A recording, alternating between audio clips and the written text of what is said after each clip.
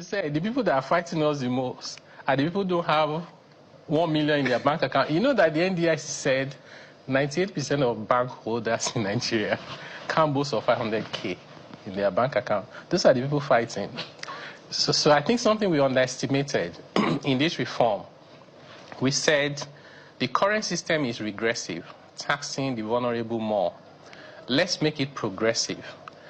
In fact, there was one of our meetings where we're saying it's going to be hard for these rich people to go out and be protesting because they don't want people to know that they are rich.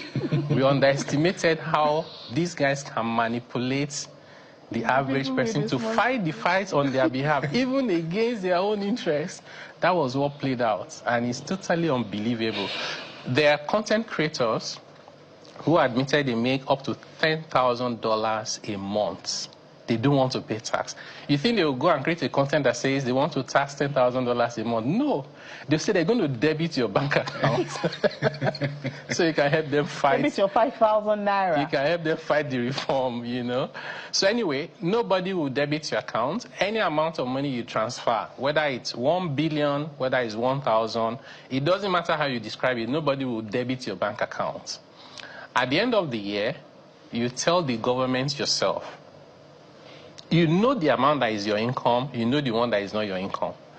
So you tell the government, this is my income and here is the tax. If you are exempted, you don't need to pay any tax. Just say this is my income and I'm exempted from tax. So it's a very simple process that we are even simplifying even further.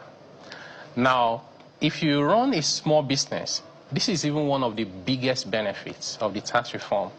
If you run a small business as a sole proprietor, as an enterprise, or you're just hustling, you don't even have a name for the business, you just hustle. Today, there are all manners of levies and taxes. Under this new tax law, we've developed two instruments. One, the Constitution says the center cannot dictate to the state and local governments. So we then drafted, along with the Joint Revenue Board, we drafted a tax harmonization law for subnational. Do you know, I haven't seen this kind of speed before. They're enacting it very fast. Ekiti State started. We have Zamfara, we have Anambra, we have Kano, and I think even just yesterday now we have another state as well.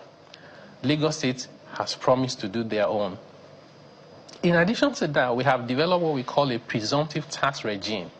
In that presumptive tax regime, we said if your annual income turnover is 12 million or less, you have no capacity to pay tax because that 12 million is not the money you can spend, right? That's turnover.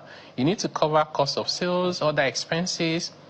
And then we went further because we don't want the tax officer making that judgment. We went further and listed certain businesses that cannot make money. Vulcanizers, somebody is roasting corn by the roadside. You know, there's some businesses where if you have customers for 24 hours, and you manage not to sleep, you are still a poor person. So those ones are listed specifically. What we are planning to do is for them to get an exemption, tax exemption stickers, so nobody will bother them. So if